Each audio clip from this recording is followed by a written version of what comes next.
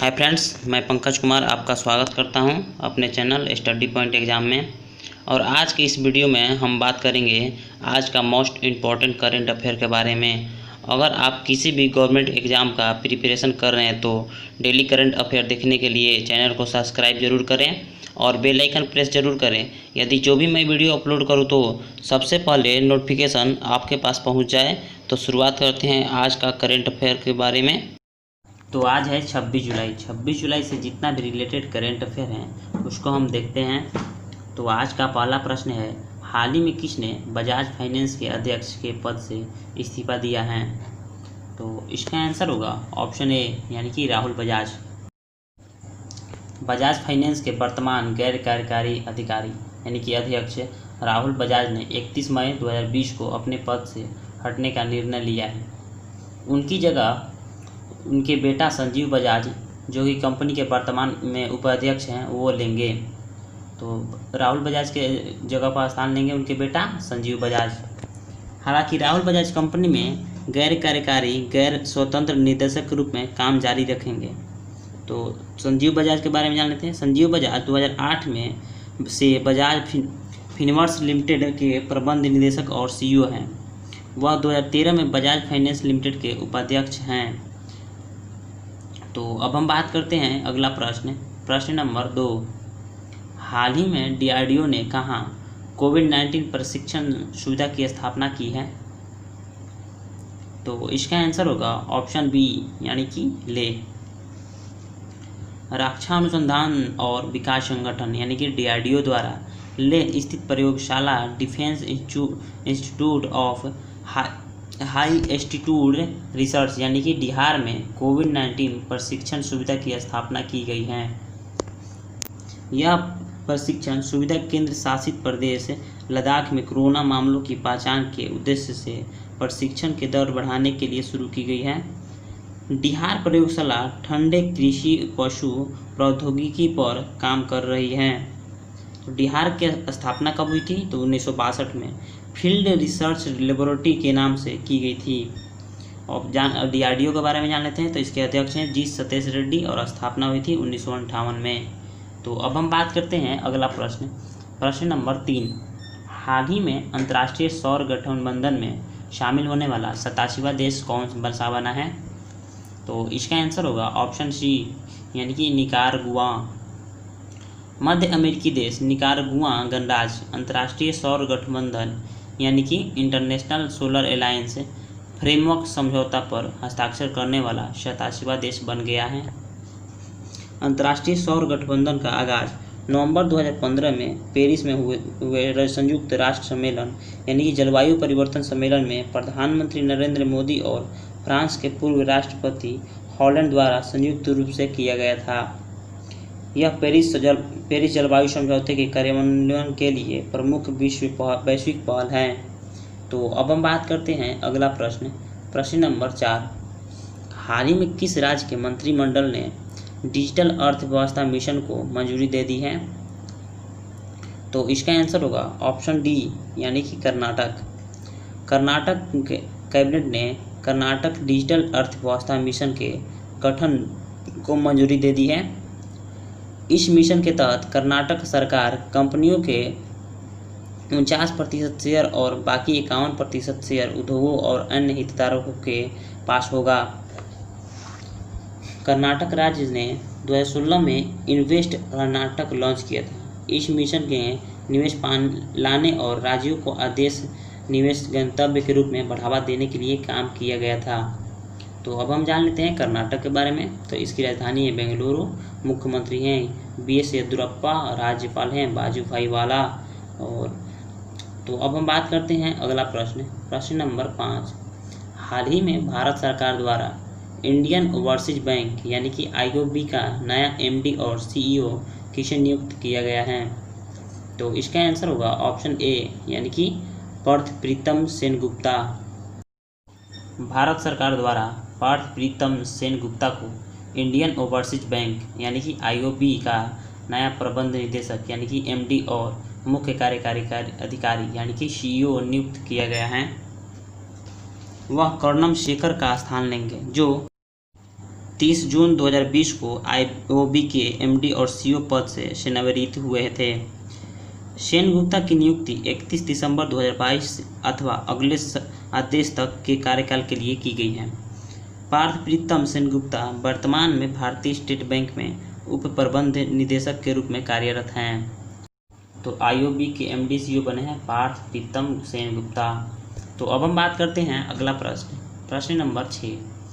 हाल ही में Tata AIA life limited ने किसे अपना एमडी और सीईओ के रूप में नियुक्त किया है? तो इसका आंसर होगा ऑप्शन बी यानी कि नवीन ताहिलानी। नवीन ताहिलानी को टाटा एआईए लाइफ लिमिटेड द्वारा अपना प्रबंध निदेशक एमडी और मुख्य कार्यकारी अधिकारी यानी कि सीईओ नियुक्त किया गया है।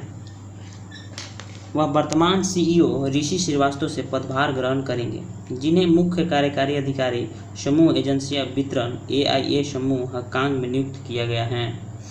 ताहिलानी को एक्सिस बैंक ने ग्रुप एग्जीक्यूटिव बैंकिंग ऑपरेशन और ट्रांसफॉर्मेशन के प्रमुख के रूप में चुना था। नवीन ताहिलानी को 2019 तक हकांग एआईए के समूह के साझेदारी व्यापारी के सीईओ भी थे।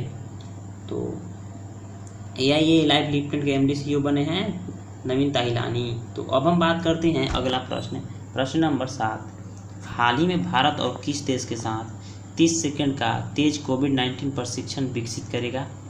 तो इसका आंसर होगा ऑप्शन सी यानी कि इजराइल।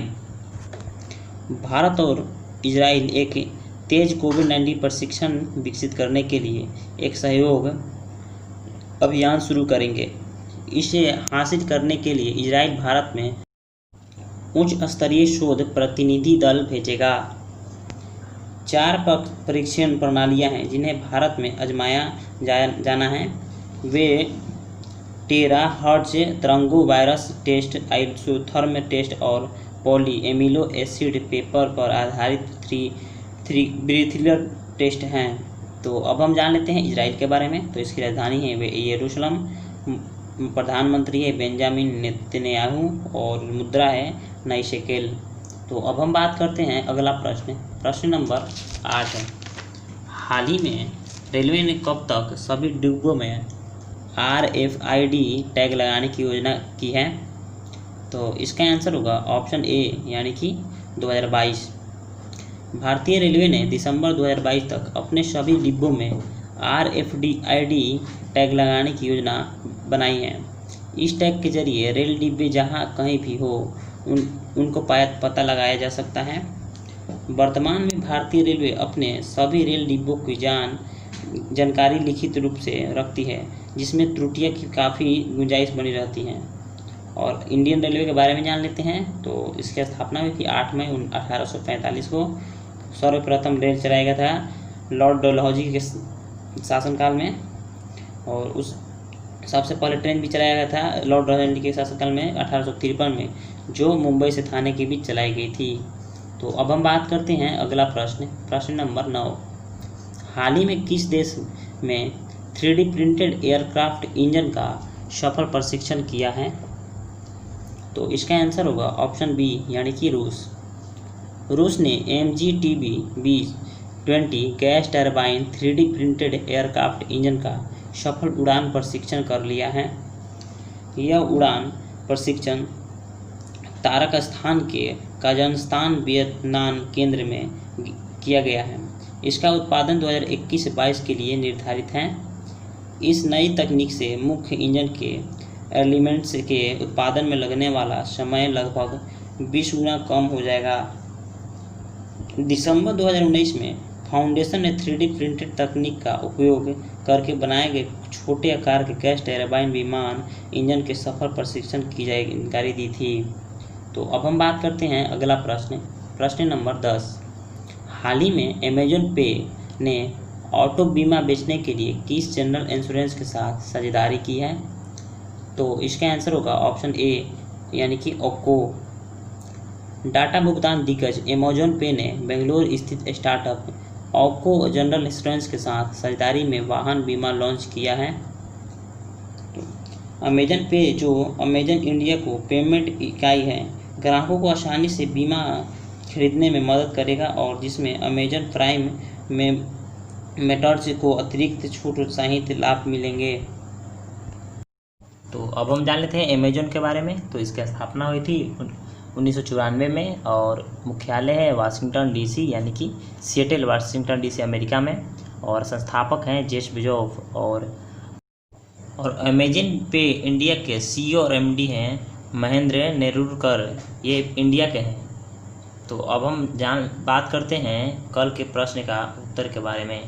तो कल का प्रश्न है, हाल ही में किसके द्वारा विकसित वैक्सीन के मानव परीक्षण के नतीजे सकारात्मक आए हैं?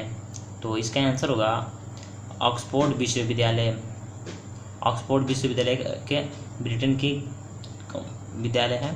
तो अब हम बात करते हैं आज का सवाल का। इसका आंसर आप कमेंट में ज़रूर बताइएगा और प्लीज़ सभी साथी वीडियो को लाइक, सब्सक्राइब, शेयर और कमेंट जरूर करें।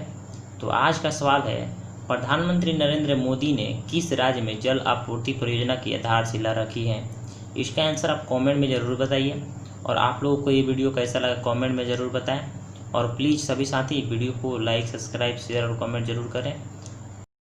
जो भी साथी मुख्यमंत्री राज्यपाल का वीडियो नहीं देखें तो प्लेलिस्ट में जाकर ज़रूर देखें। और आज के लिए इतना ही। Thank you so much. Jai Hind.